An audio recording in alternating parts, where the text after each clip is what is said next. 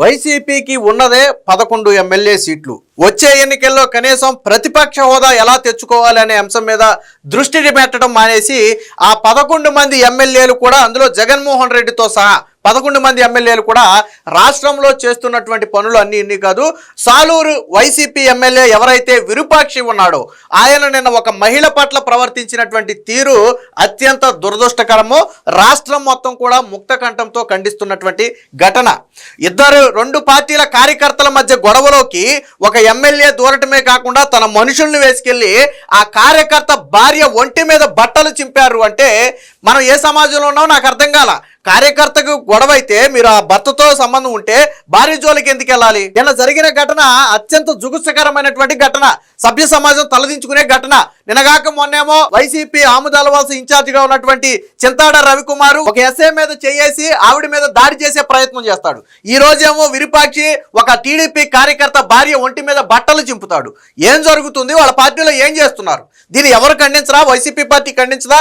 YCP పార్టీలో మహిళా నేతలు ఎవరు లేరా? ఇలాంటి ఘటనలు తప్పని ఎవరు ఖండించరా? ఇదే ఘటన వైసీపీ కార్యకర్తల మీద జరిగితే ఊరుకుంటారా? ఎవరి మీద జరిగినా తప్పే, ఏ మహిళ మీద జరిగినా తప్పే. కానీ వైసీపీ నిన్న చేసినటువంటి ఘటన అనేది చాలా దారుణమైనటువంటి ఘటన. పైగా అక్రమ అరెస్టు అంటూ చెప్పి వెనకేసి రావడం. విరూపాక్షికి కోర్టు 14 రోజులు రిమాండ్ విధించింది. ఎందుకంటే చేసింది చిన్న విషయం కాదు. ఒక మహిళ ఒంటి మీద బట్టలు చింపడం అనేది చిన్న విషయం కాదు. అసలు కథలోకి వెళితే విషయం ఏంటంటే వైసీపీ కార్యకర్త గిరి అని ఒక వ్యక్తి ఉన్నాడు, టీడీపీ కార్యకర్త గురునాథ్ అనే ఒక వ్యక్తి ఉన్నాడు. సో వీళ్ళిద్దరికి మధ్య మొత్తానికి మాటల యుద్ధం జరిగింది. దేని గురించి జరిగింది అనేది మనకు తెలియదు. ఫోన్లో ఒక మాట అనుకున్నారు. దీంతో టీడీపీ కార్యకర్త ఏం చేశాడంటే ఇంకొక నలుగురిని తీసుకెళ్లి వైసీపీ కార్యకర్త ఇంటికి వెళ్ళి వార్న్ చేసి వచ్చేసాడు. వాస్తవానికి అక్కడ గొడవలు జరగలేదు, అతని మీద దాడి చేయలేదు. ఇంతలో ఒక 4-5 పెద్ద మనుషులు వచ్చి ఇది కరెక్ట్ కాదులే పొండ ఎవరి దారిన వాళ్ళు అంటే ఎవరి దారిన వాళ్ళు వెళ్ళిపోయారు. అయితే ఈ గిరి ఏం చేశాడు?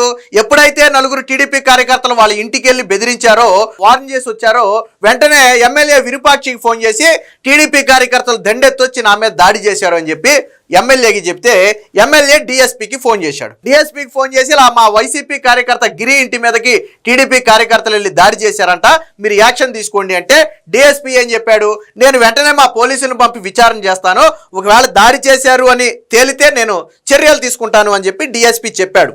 సో అక్కడతో అయిపోవాలి వాస్తవానికి. తర్వాత కథ ఏదైనా ఉంటే పోలీసులు, ఒకవేళ ఎవరి తప్పు అనేది పోలీసులు తేల్చాలి. కానీ ఇక్కడ విరూపాక్షి ఏం చేశాడంటే ఈ పోలీసులు ఎలాగా ఈ కూటమికి చెందిన టీడీపీ కార్యకర్తలు కాబట్టి వీళ్ళని ఏమీ చెయ్యరని ఉద్దేశంతో వాళ్ళు చేసేదేంటి, మనమే ఏదో ఒకటి చేయాలని చెప్పి వెంటనే ఈ విరూపాక్షి ఏం చేశాడు?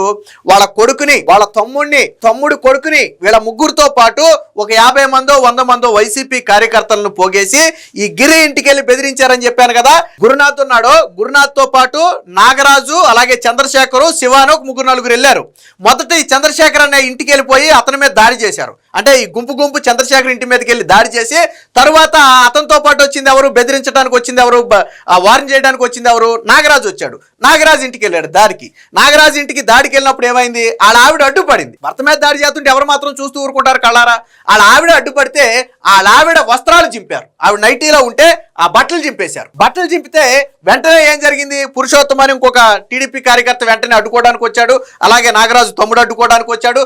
ఈ కారును కూడా తీవ్రంగా ధ్వంసం చేశారు. ఎవరైతే ఆ టీడీపీ నాయకులు గబగబా వచ్చి కార్లు బయట పెట్టి లోనకు వచ్చారో ఈ బయట ఉన్నటువంటి కార్యకర్తలు ఆ కార్లు మొత్తం కూడా ధ్వంసం చేశారు. ఇంతలో పోలీసులు సమాచారం తెలుసుకుని రంగప్రవేశం చేసేటప్పటికి అక్కడ నుంచి పరారైపోయారు. లేకపోతే ఇంకొక 2 కార్యకర్తలు ఇళ్ళకెళ్ళి దాడి చేయాలి, మొత్తం 4 మీద దాడి చేయాలనేది వాళ్ళ ప్లాను.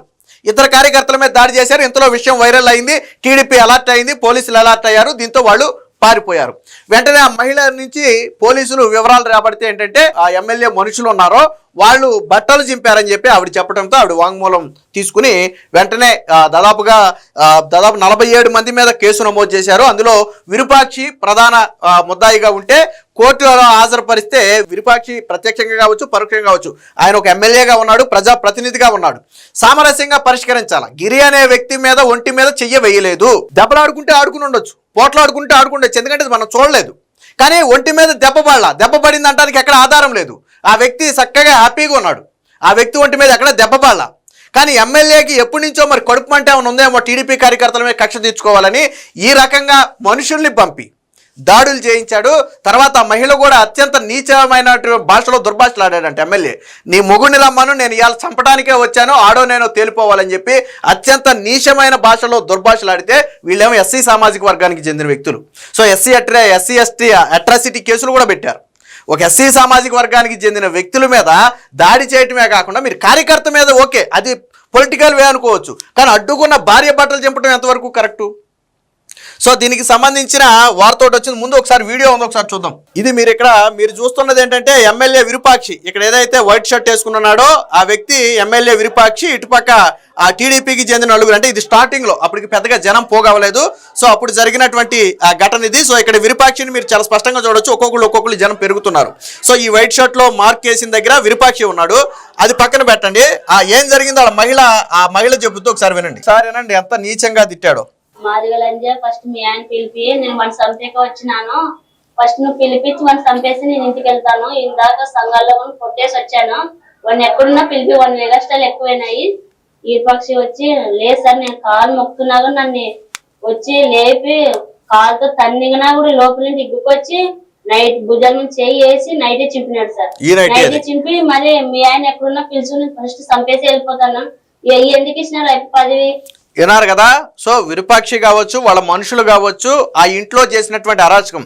ముందు నీ మొగుడిని చంపాకే మేము ఇక్కడి నుంచి వెళ్తాం, ఎక్కడున్నారో రమ్మను, నీ మొగుడిని చంపాకే మేము వెళ్తామంటే కాళ్ళ బడి బ్రతిములాడే ప్రయత్నం చేస్తే పెద్దోళ్ళని కాలుతో తన్నుకుంటా లోనికి వెళ్ళిపోయాడంట. నాగరాజు ఎక్కడున్నాడని కాలుతో తన్నుకుంటా లోనికి వెళ్ళిపోయి అక్కడ కూడా తీవ్రమైనటువంటి పదజాలంతో కులం పేరుతో తీవ్రంగా దూషించాడని స్వయంగా బాధిత మహిళే చెప్తుంది. బాధిత మహిళే చెప్పింది ఈ మాటలు, మనం చెప్పలా, బాధిత మహిళే చెప్పింది. మీరు నాగరాజుతో గొడవ ఉంటే అది పోలీసుల ద్వారా తేల్చుకోవాలి, లేదా నాగరాజు మీద గొడవ ఉంటే నాగరాజుతో తేల్చుకోవాలి, కానీ ఆ ఇంట్లో మహిళ మీద దాడి చేయడం ఎంతవరకు కరెక్టు? సో దీనికి సంబంధించినటువంటి వార్త కూడా ఒకటి వచ్చింది, ఒకసారి చూడండి. వైకాపా ఎమ్మెల్యే విరూపాక్షి వీరంగం అనుచరులతో కలిసి దళితవాడపై దండెత్తి దంపతులపై దాడి, తెదేపా కార్యకర్త భార్యలు దుస్తుల చించివేత, ఎమ్మెల్యే అరెస్టు, రిమాండ్ విధించిన కోర్టు, కర్నూలు సబ్ జైలుకైతే తరలింపు. సో చేసిన ఘటన చిన్నది కాదు కాబట్టి, ఒక మహిళ బట్టలు చింపడం అనేది చిన్న విషయం కాదు కాబట్టి, అందులో ఎస్సీ ఎస్టీ అట్రాసిటీ కేసు పెట్టారు కాబట్టి ఎమ్మెల్యేకి వెంటనే జైలు శిక్ష అయితే విధించడం జరిగింది. 14 రోజుల రిమాండ్ అయితే వేశారు. చాలా మంది మేము ప్రజాప్రతినిధులు, మమ్మల్ని ఎవరు ఏం చేయలేరని చాలా మంది అనుకుంటారు, కానీ అది తప్పు. కోర్టుల ముందు ఎవరైనా ఒకటే. వైకాపా ఆలూరు ఎమ్మెల్యే విరూపాక్షి వీరంగం చేశాడు. వ్యక్తిగత వివాదంలోకి తలదూర్చి అన్ని హద్దులు తెంచుకుని తెదేపా కార్యకర్తల ఇళ్లపై దాడికి తెగబడ్డాడు.